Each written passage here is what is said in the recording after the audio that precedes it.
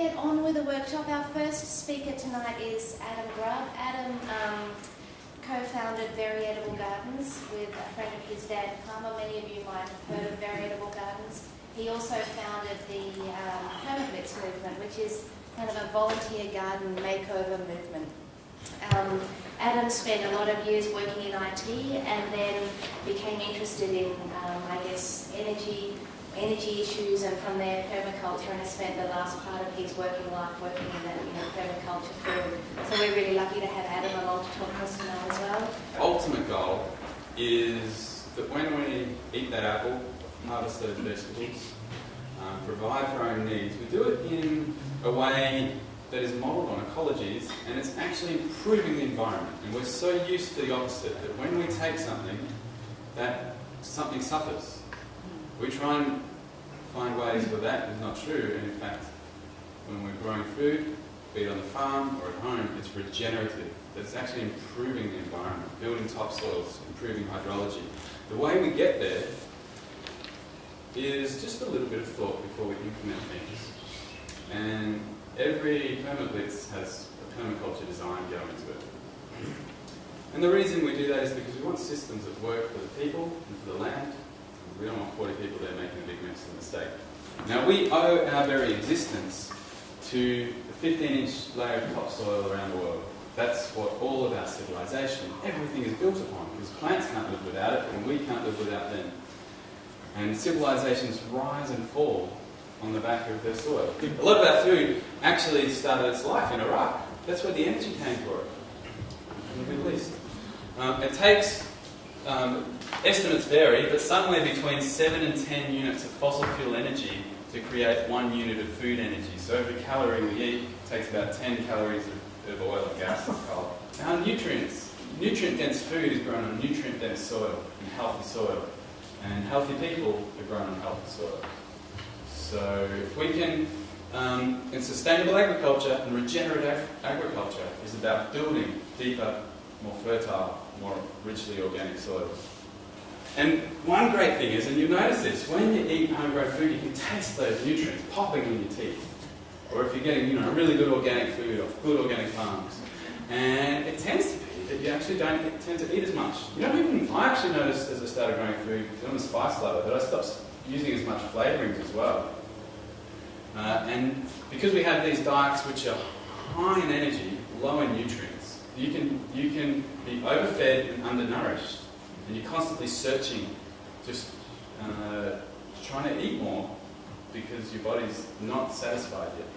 Problem kids that have got attention deficit disorder problems, you get them in the garden, a lot of the symptoms disappear. And it's been proven that merely looking at pictures of foliage will improve your impulse control and attention. And they've even done a study where they just looked at certain forms of intelligence, and if you show people a picture of a cityscape, their intelligence goes down. You show them a picture of nature, it goes up. It's that crude. But get yourself immersed in a garden. It's incredibly therapeutic. What we're looking at here, is everyone familiar with that plant? Yes. Dandelion, of course. It is arguably, depending on how you slice the cake, the most nutritious vegetable ever tested by the US Department of Agriculture. It's there for free. You can go and buy the roots, roasted up as coffee from the supermarket if you want, or you can do it yourself, or you can eat the leaves, the freshest, youngest, greenest leaves, and the flowers and salads. There's hundreds. There are heaps and heaps of edible weeds. That one on the left, purslane, has more omega-3 fatty acids than any other plant ever tested. What is this? Purslane. It grows out of cracks. It's a ground cover that's related to the jade plant. It has similar sort of semi-succulent little leaves. I'd like to introduce our next two presenters, Mara Rakani and Kate Pospisil. And Mara and Kate are both mad keen gardeners. They also both happen to be mad keen preservers of food as well. So yes, I think both Kate and I got into preserving because we have quite productive vegetable gardens and fruit trees. And we realised that once you do have a lot of fruit trees and you want to indulge in that abundance, there's only so many fresh apricots you can eat in that period of time before you want to be creative with them. So most of you probably know that preserving is the process in which you use high temperatures of heat as a way of destroying bacteria and allowing the food to last for a really long time.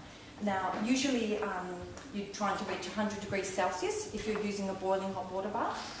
And if you're trying to preserve meats and vegetables, you normally use a pressure cooker, is one way of doing it. So you can reach temperatures of about 116 degrees Celsius. Tonight we're going to focus on high acid foods like tomatoes and fruits, where you don't have to have a pressure cooker.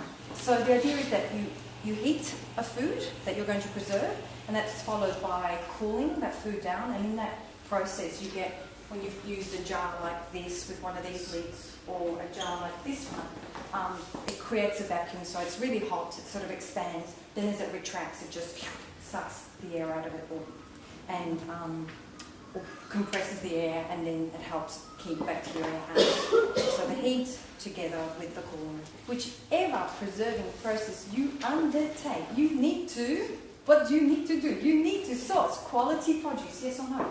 Yeah. Yes. Absolutely. Is it fresh? Is it firm? Young and tender? Yes, it is. Except for jam. The only exception. Yes. Jam is the exception. Do you sort according to size and ripeness so they will cook evenly? Yes, you do! Do you wash them very well, or do you leave lots of dirt on for that extra chunky flavour? You wash really well because dirt contains difficult bacteria to kill, so you give them a really good wash. And I found with preserving, one of the things that was a little bit hard to do was letting go of the fact that I did have to use quite a bit of water. I couldn't be so frugal. So this one is, there's tomato recipes, and this one's spicy chili sauce. It says it makes about 6 500ml jars of spicy chili sauce. I've got 4 litres of peeled, cored and chopped ripe tomatoes. Now with peeling, what I need to do is have some boiling water in this pot. As soon as it boils, I throw my tomatoes in, just blanch them. That cracks the skin. Then I drain them and peel the skin off. Of course you can leave this, you probably can leave this, I'm sure you can leave the skin on, of course you can. If you don't mind the skin in a sauce. Then I've got 2 cups of chopped onion over here and some chopped green peppers. I've got some sugar, 2 cups of sugar that I'm going to add. So my tomatoes are in here.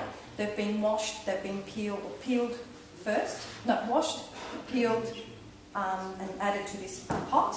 Then I add the chopped onions, and I add the sugar, and then some salt and some celery seed. Here we are, some lovely celery seed. Yum, delicious. Good. Some, please take. And some ground allspice, some ground cloves. These are not ground. I will put them in because that's what I have. Some cinnamon. In this case, I'm going to use one of these. Here we go. Put that for a bit of flavour. And some ground ginger. Here we go, a little bit of ginger. Of course, it's not just a little bit. I mean, the recipe says 1 teaspoon, 1 teaspoon, 1 teaspoon, and so on. And then 1.5 cups of vinegar. So I've added all the ingredients in this pot. And while this is cooking, and it takes about 2 hours to cook, to boil this down. So you're reducing it until it becomes a very thick sauce. In this case, the recipe calls that I preserve or put my jars in a boiling water bath for 15 minutes. So the other thing that this book lets you know is that if you're going to be preserving something in a jar and boiling it for 10 minutes or more, you don't need to sterilise the jars that you're going to be putting the contents into. Here's my jar. I'm going to wash it before each use under hot running soapy water, give it a good clean. If I really wanted to, I guess I could just pour some hot water into it for that extra something, but it's not required really. So that jar is ready to go. And then in the meanwhile, I'm bringing my water to the boil here, and I'll let it reach about 80 degrees. I won't actually let it boil. I'll let it go to the point where it's boiling because I want to put the contents into it, and I don't need to. I don't want to burn myself, and I don't want it to be super hot because my jar's not going to be at boiling point. So I also want to avoid situations where I might crack the jar because I'm going from one heat to something that's much hotter. So once this is reduced down after 2 hours, I'll use a ladle and I might have a tea towel under this because this will get hot quite quickly. So, and I'll just ladle in my contents up to the point where it just reaches the bottom of the rim of the jar. And then this lid, which has just been cleaned and under hot water, I'll put that on, get a good seal but don't overdo it. And then in the meanwhile my water's almost boiling but not quite. And I'll use one of these fantastic contraptions which... I was about to pull it out of here. It's not there? It's not there. It's my wonderful tongs. Which I highly recommend you have these tongs. But here's, as you can see them, here they are. They're shaped like this. Yes. You've got little grabbers underneath their metal. They're metal and you can get them from They belong preserving They places. come with a thousands of college. And so you use one of these fabulous tongs which are highly prized and then you put it into your water and you with mine it's because I can, if I was using these jars I could have one stacked on top of each other. I set my timer, then I wait, to bring the water to the boil, and once it's to the boil I set my timer for 15 minutes and then I go dancing. The only other thing that I didn't say is that when you put your contents into the jar, if you have any spill, you definitely want to wipe it off with a nice hot, clean cloth because any spills around the side will prevent you from getting a perfect seal. Well, the other way of preserving is, and it's still with a water bath, which is basically what this is. It's electric. Basically, it's just a glorified urn. And it's the Flowers for Coal method, which has been around since 1915, I think, was developed in Melbourne. And many people have used it. It seems to be coming back into great use now. So largely in these, I do fruit. I do stewed fruit or fresh fruit. That's pretty much all I do. So it's and often the stewed fruit goes in because I have so much of it that if I put it in whole, I just haven't got enough jars to fill it all. So, there's another, I haven't got a lot here because by this time of the season, most of the jars have been eaten and ready for the season to start again, so that I don't actually need to have thousands of jars because basically I have enough to last me a year and then I start all over again, although that's no excuse for the fact that I do have thousands of jars because I'm not collecting them. So here's some plums that I've done, which were whole, and these are plums that are more recent. You can see the slight colour difference. Just as they age, they start to get, so they're from last year, these are from summer, autumn, late autumn last year. And you can also see the lovely juice that's on them, which is actually just water. There's no sugar in there whatsoever. So it's fruit and water, and you end up getting this beautiful syrup. So if you start with beautiful, fresh, ripe fruit that's at best of flat, it's at its absolute best, you will end up getting beautifully preserved fruit. And apricots are a good example where you end up with this most beautiful syrup that comes out, and all it was when it went in was water. So it's a pretty simple method, and it's the same with this system. Because they are brought to the boil, almost to the boil, in this, you don't need to sterilise the jars. So let's say I have a whole pile of apricots, and I'm going to prepare my jars. So one of the things about this one is that it sterilises through 3 different methods, which are basically it's the acidity of the fruit, the sterilisation as in the heat that comes from here into here, and the vacuum seal that's formed by this rubber band. Rubber band sits around the top. There.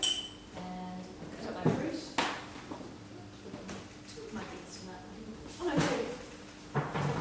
Pushing the fruit in, tipping the water in as I go so that you're reducing the amount of air that's in there. So you fill up the fruit, push it all down, cut sides to the centre, which is not too hard, and then you get to see all the nice, well actually it's such a good example, but you get to see all the nice backs of them rather than the cut sides.